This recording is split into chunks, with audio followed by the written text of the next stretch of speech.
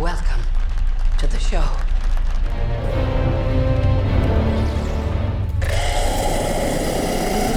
A man is running through a dark forest in Ireland. He seems frightened despite constantly encountering signs with the words "point of no return" and various numbers, indicating either directions or distances to something. However, he fails to escape. Darkness quickly envelops the surroundings, a flock of birds flies overhead, and he falls into a pit. In the next moment, an invisible force grabs him and drags him away. Elsewhere in the country lives an artist named Minna who works in a pet store. One day, her boss asks her to deliver a rare parrot to a zoo in a neighboring city, and Minna agrees. She takes the bird home for the night. There, she tells the parrot that her mother died 15 years ago. Suddenly, the bird starts to respond. In the evening, Minna puts on a wig and goes to a bar where she introduces herself to a guy with a fictitious name, claiming to be a ballerina. In the morning, Minna apologizes to the parrot for her behavior, saying the real her would probably not be liked. Finally, the pair set off on their journey. On the way, her sister Lucy calls, reminding her that she has family and nieces who love and await her. Minna continues driving and eventually ends up on a road leading into an old dark forest. Unexpectedly, the car breaks down and stalls, and the connection also mysteriously cuts off. Taking the parrot's cage, Minna steps onto the road to seek help, but the forest is dark and empty. When she returns to where she left the car, the road is deserted. Minna continues to wander through the quickly darkening area, talking to the bird to keep herself cheerful and suggesting they name it Darwin. Suddenly, she notices a woman running past and decides to follow her. Minna catches up with her near a small forest cabin, and the woman, opening the door, orders her to come inside quickly if she wants to live. Naturally, Minna rushes into the cabin. The elderly woman is named Madeline. She has been living here for some time with two other young people, Ciara and Daniel. She immediately orders Minna to stand in front of a mirror because the watchers cannot enter inside but observe from outside, coming every night after sunset.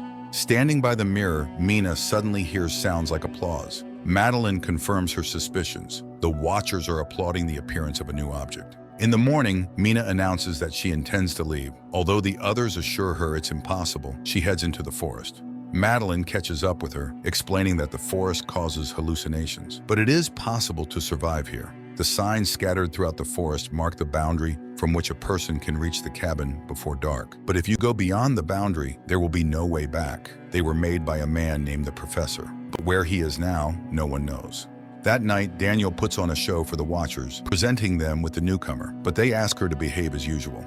Meanwhile, Ciara turns on the music and dances, as she does every evening.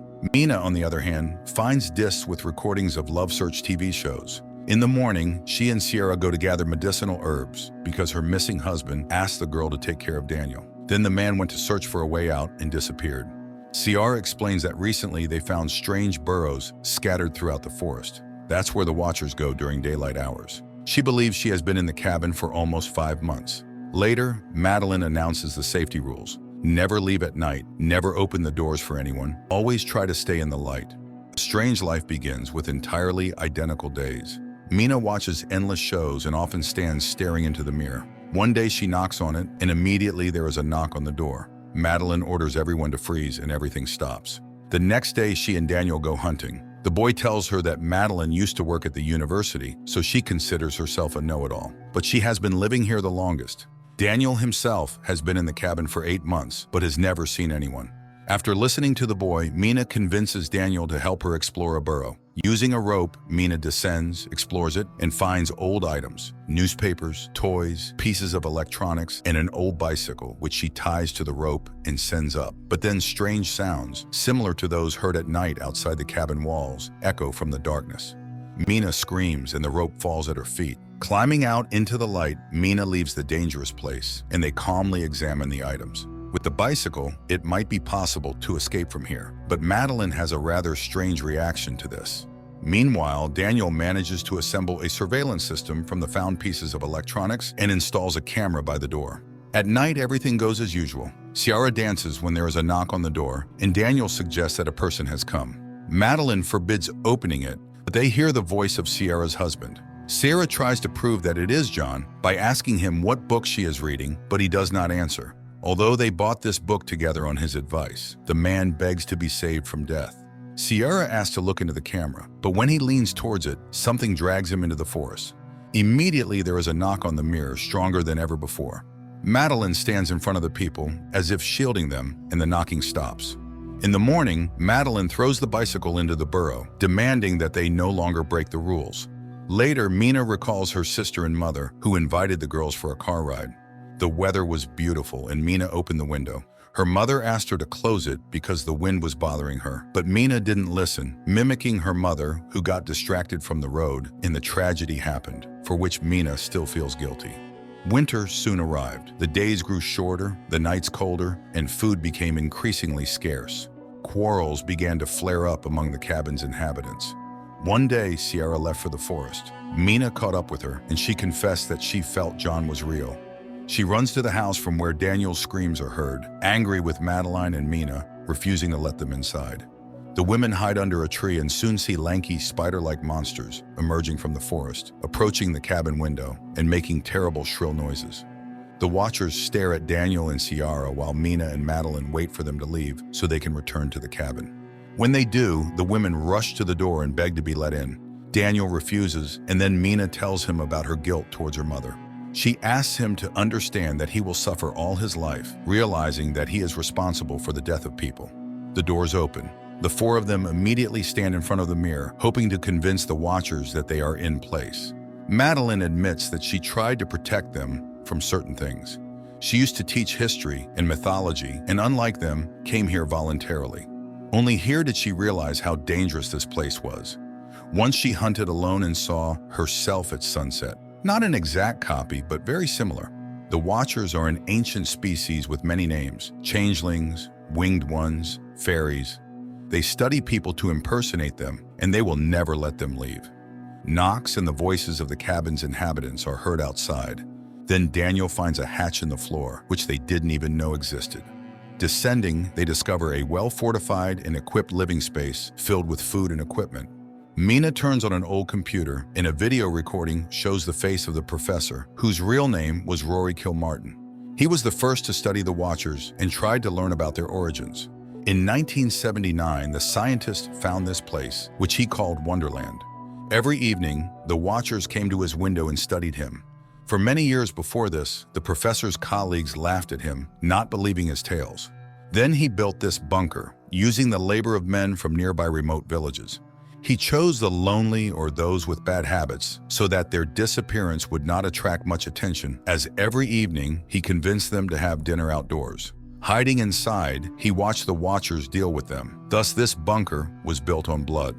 One day, a Watcher appeared before him in the form of a girl with red hair. She was very different from the others, as if she were unique and looked curious and harmless. That's when he realized that if he unlocked the secrets of the fairies, he might even conquer death. He did the impossible, lured this girl into a cage and began experiments on communication, trying to befriend her. She changed form, sometimes turning into a frightening creature with long arms, but seemed to listen to him. Gradually, she became close and understandable to him. But now the professor realized he had achieved nothing significant and was ready to end his life. He hid a boat by the river, and this is the only way out. Just follow the birds. He asked the survivor to go to his university office and destroy all the documents found there. And now he will go to her and stay here forever. In the last recording, they see Kilmartin climbing up. Gunshots are heard, and then all is quiet. Realizing that this is their last night in the forest, Sierra turns on the music and invites Daniel to dance, but he seems upset about leaving. He says his family is dysfunctional and he has nowhere to return to.